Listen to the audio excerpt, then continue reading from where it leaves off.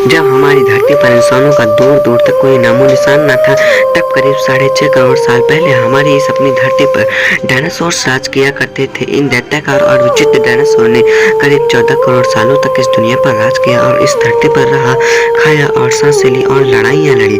उस समय डायनासोर की हजारों प्रजातियां इस धरती पर रहा करती थी, जिनमें से कुछ डायनासोर शाकाहारी थे और कुछ डायनासोर मांसाहारी थे। वहीं कुछ डायनासोर बहुत सरल और शांत स्वभाव के थे और कुछ डायनासोर बहुत हिंसक थे और खतरनाक थे। उस समय सभी डायनासोर और धरती पर मौजूद सभी प्राणी बड़ी आराम से अपना जीवन बिता रहे थे। तब अचानक उस समय ऐसी कौन सी घटना घटी जिसने धरती के लगभग सभी जीव जंतुओं और पेड़ पौधों को नामो निशान मिटा दिया। इस घटना को बारीकी से जानने के लिए हमें 6.5 करोड़ साल पीछे जाना होगा। यह डायनासोर हमारी धरती पर मौजूद थे, तो आइए चलते हैं आज से लगभग 6.5 करोड़ साल पीछे। 6.5 करोड़ साल पहले हमारी धरती का मौसम बिल्कुल सामान्य था। चारों ओर बड़े बड़े पेड़ों पर सूरज की रोशनी बिखरी हुई थी। उस शांत वातावरण में हर तरफ डायनासोर के चिल्लाने और चिंघाड़ने की आवाजें आ रही थी। इस शांत और मनमोहक वातावरण में डायनासोर और दूसरे जीव जंतु अपना जीवन बड़े ही आराम से बिता रहे थे। लेकिन इन डायनासोर को क्या पता था कि इनकी किस्मत 10 करोड़ साल पहले लिखी जा चुकी है। 10 करोड़ साल पहले एक छोटा एस्टेरॉयड का टुकड़ा सूर्य से आ रहा, जो पृथ्वी से लगभग 20 करोड़ मील दूर मंगल और बृहस्पति के बीच बने एस्टेरॉयड बेल्ट में घूम रहे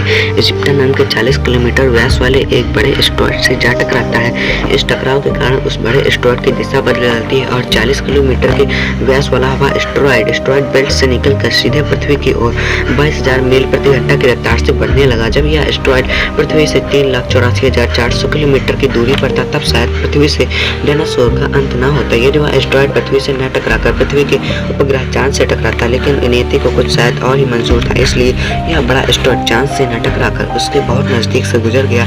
40 किलोमीटर के व्यास वाला यह एस्टेरॉयड हर एक सेकंड धरती की ओर बढ़ रहा था और जैसे यह एस्टेरॉयड पृथ्वी के वातावरण के संपर्क में आया, तो एकाएक इसकी रफ्तार 70,000 किलोमीटर प्रति घंटा हो गई। पृथ्वी के वायुमंडल में घुसते ही घर्षण की वजह से यह एस्टेरॉयड आग के गोले में तब्दील हो गया। यह धरती की ओर इतनी तेजी से बढ़ रहा था कि इसने 4 मिनट में अटलांटिक महासागर को पार कर लिया। आग के गोले में तब्दील हो चुके इस एस्टेरॉयड की चमक इतनी तेज थी कि धरती पर मौजूद जीव इसे देख नहीं पा रहे थे, लेकिन उस उल्का की गर्मी को महसूस कर पा रहे थे। दोस्तों, अगर यह एस्टेरॉयड जमीन से न टकराकर पानी में गिरता तो शायद डायनासोर साथ भी जिंदा हो, लेकिन ऐसा नहीं हुआ और कुछ ही क्षण में यह एस्टेरॉयड मैक्सिको के पास जमीन में जा टकराता है। यह टक्कर इतनी खतरनाक थी जिसके बाद 35,000 डिग्री सेल्सियस ऊर्जा वाला विस्फोट होता है और यह धमाका लगभग 20 हाइड्रोजन बम के बराबर था। यह विस्फोट इतना शक्तिशाली था कि इसके टकराते ही धरती पर मौजूद धूल पत्थर और लाखों टन धातु अंतरिक्ष में चली गई और टकराव वाली जगह पर 180 किलोमीटर चौड़ा और 20 किलोमीटर गहरा गड्ढा बन गया। विस्फोट के कारण इस गड्ढे का सारा मेटल और पत्थर आसमान में धूल के बादल बन गए। जगह जगह पर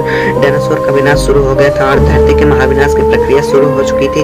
इस भयानक विस्फोट में गर्मी और रेडिएशन की मात्रा इतनी ज्यादा बढ़ गई कि उसके 800 किलोमीटर के दायरे में आने वाले सभी जीव जंतु और पेड़ पौधे जलकर राख हो गए।